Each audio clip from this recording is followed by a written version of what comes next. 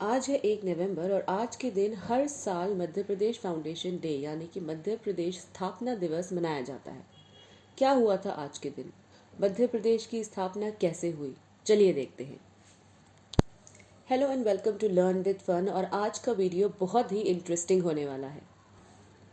ये वो वक्त था जब अंग्रेज़ों से भारत को आज़ादी मिली और भारत में लगातार कई परिवर्तन आ रहे थे।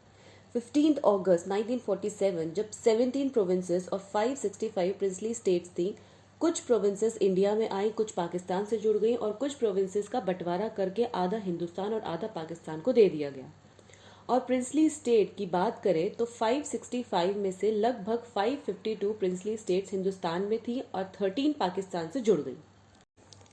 अब हिंदुस्तान में 14 प्रोविंसेस और 552 प्रिंसली स्टेट्स थी, जिनको मिलाकर 29 स्टेट्स बनाए जाने थे। और ये काम सौंपा गया था सरदार वल्लभ भाई पटेल जी को। वो अच्छी तरह जानते थे कि ये काम इतना आसान नहीं होने वाला है। उन्होंने और उनकी टीम ने पहला काम ये किया कि इन प्रिंसली स्टेट्स और प्रोविंसेस को बांट दिया पार्ट्स में। Part A, part B, part C और पार्ट डी। पार्ट ए में 14 प्रोविंसेस और 216 प्रिंसली स्टेट्स को रखा गया और इनको मिलाकर 9 स्टेट्स बनाए गए। पार्ट बी में बड़े प्रिंसली स्टेट्स को रखा गया, जैसे कि हैदराबाद, मध्य भारत, मैसूर एटसेट्रा, और इनको मिला के 9 राज्य बनाए गए। पार्ट सी में छोटी छोटी प्रिंसली स्टेट्स थी, जैसे कि भोपाल, दिल्ली, अजमेर, विंध्य प्रदेश एटसेट्रा, जिनको मिलाकर 10 बड़े स्टेट्स बनाए गए। पार्ट डी में था अंडमान एंड निकोबार, जो कि एक ही आइलैंड था। तो इसके साथ टोटल हमारे हो जाते हैं 29 स्टेट्स।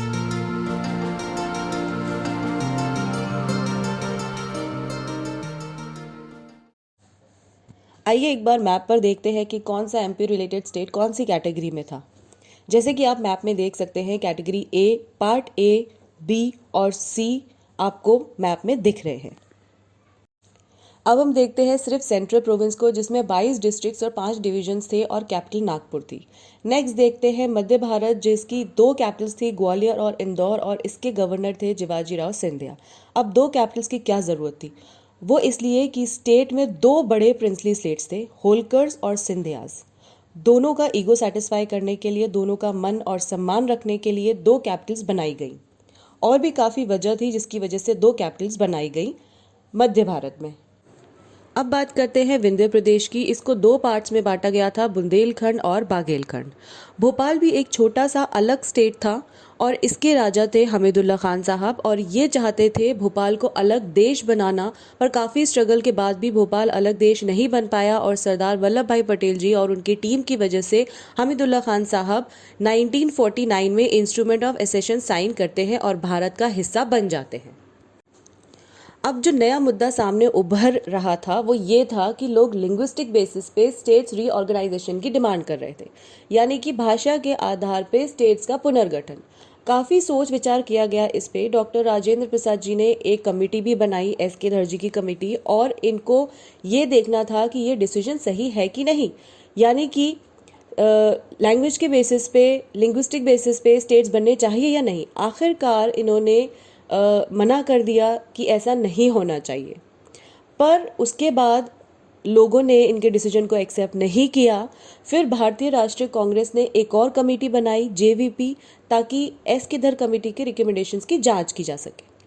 जेवीपी यानी कि जवाहरलाल नेहरू जी, वल्लभ भाई पटेल जी, पत्ताभी सीतारमैया जी, और इन्होंने भी सेम डिसीजन दिया, जिसकी वजह से प्रॉब्लम्स और बढ़ती चली गई, प्रोटेस्ट बढ़ते चले गए। उसी समय साउथ के फ्रीडम फाइटर और रिवॉल्यूशनरी पुटी श्रीरामुलु ने अपनी लाइफ सेक्रीफाइस करके सरदार वल्लभ भाई पटेल को अपनी डिसीजन को बदलने पर मजबूर कर दिया। और इसी के साथ पहला स्टेट जो कि लिंग्विस्टिक बेसिस पे बना था वो था आंध्र प्रदेश। इसका असर पूरे देश पर हुआ और साथ ही साथ मध्य प्रदेश पे भी। पहले हम बात करते हैं सेंट्रल प्रोविंस की, जिसमें 22 डिस्ट्रिक्ट्स थे, जिसमें से 17 डिस्ट्रिक्ट्स एमपी के पास थे और 5 बॉम्बे को ट्रांसफ़र कर दिए गए भाषा के आधार पर। मध्य भारत में सुनेल तप्पा राजस्थान को दे दिया था, क्योंकि कल्चर काफ़ी कुछ राजस्थानी कल्चर से वहाँ का मैच करता था और बाकी के 16 डिस्ट्रिक्ट्स पूरा एमपी में आ गया था। विंध्य प्रदेश में टोटल 8 डिस्ट्रिक्ट्स थे और वो एज इट इज़ मर्ज कर दिए गए। भोपाल में टोटल 2 डिस्ट्रिक्ट्स थे, वो भी एज इट इज़ मर्ज कर दिए गए। तो टोटल 43 डिस्ट्रिक्ट्स के साथ मध्य प्रदेश का फॉर्मेशन किया गया 1 नवंबर 1956 में। अब बात आती है कि एमपी का कैपिटल किसे बनाया जाए। जबलपुर सेंटर में था, तो जाहिर सी बात है सबका ध्यान जबलपुर पे जा रहा था, लेकिन भोपाल प्रिंसली स्टेट था और हमीदुल्ला खान साहब और शंकर दयाल जी के दबाव में आकर भोपाल को ही कैपिटल डिक्लेयर कर दिया गया। 18 मार्च 1994 में रविंद्र चौबे जी, जो कि एक विधायक थे, उन्होंने छत्तीसगढ़ को अलग करने की मांग की। छत्तीसगढ़ के अलग होने से पहले सन 2000 में एमपी के पास 12 डिविजन्स और 61 डिस्ट्रिक्ट्स थे और 1 नवंबर 2000 में जब छत्तीसगढ़ एमपी से अलग होता है तो छत्तीसगढ़ अपने साथ 16 डिस्ट्रिक्ट्स और 3 डिवीजन लेके जाता है। अब एमपी में टोटल 9 डिविजन्स और 45 डिस्ट्रिक्ट्स हो चुके हैं और आज यानी कि 1 नवंबर 2022 में मध्य प्रदेश में टोटल 52 डिस्ट्रिक्ट्स और 10 डिविजन्स हैं। ये थी छोटी सी हिस्ट्री एमपी फॉर्मेशन डे की। आगे और भी इंटरेस्टिंग वीडियोस देखने के लिए जुड़े रहिए हमारे चैनल के साथ। Thank you so much.